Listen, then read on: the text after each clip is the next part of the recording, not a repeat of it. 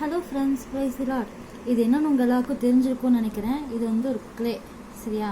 இந்த க்ளே நம்ம சின்ன வயசில் யூஸ் பண்ணியிருப்போம். பொம்மை செய்ய, இந்த சின்ன சின்ன டாய்ஸ் செய்ய, அதில் இருக்கிற அச்சு வச்சு விளையாடலாம் நம்ம யூஸ் பண்ணியிருப்போம், கரெக்டாக?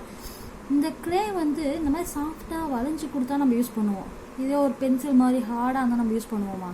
கிடையாது, இல்லையா? ஒரு குயவன் இப்போ என்கிட்ட இந்த க்ளே தான் இருக்குது, ஒரு நிஜமான ஒரு களிமண் இல்லை. இப்போ அந்த குயவன் அந்த களிமண்ணை எப்படி அழகாக வளையிறாரு இல்லையா?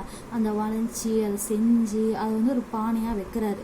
அப்போது அந்த பானையாக வைக்கிறதுக்கு அந்த களிமண் தன்னை விட்டு கொடுக்குது, கரெக்ட் தானே? பைபிளையும் இதை பற்றி சொல்லியிருக்கு. அந்த களிமண் தன்னை விட்டு கொடுக்குது, எப்படி வளைச்சாலும் வளைய விட்டு கொடுக்குது. அப்படி ஒரு வேளை அந்த களிமண் விட்டு கொடுக்கலன்னா அப்போது குயவன் என்ன பண்ணுவார்? அதை திருப்பி மிதித்து செஞ்சு திருப்பி ஒரு பானையாக செய்வார். அதை தூக்கி போட மாட்டார், திருப்பி ஒரு பானையாக செய்வார், இல்லையா?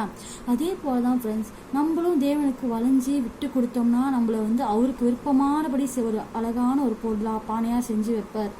அப்படி இல்லை, நம்ம இருக்க மாட்டோம் அப்படின்னா அப்போ நம்மளை திருப்பி நம்ம நிறைய மிதிகளையும் அடிகளையும் பிரச்சனைகளையும் வாங்க வேண்டியதாகும். ஒவ்வொரு பிரச்சனை வரும்போதே நம்ம வளைஞ்சு கொடுத்துட்டோம்னா, ஆண்டவருக்கு ஏற்றபடி செஞ்சோம்னா நம்மளுக்கு தேவையில்லாத பிரச்சனைகளும் இதுவும் வராது ஃப்ரெண்ட்ஸ்.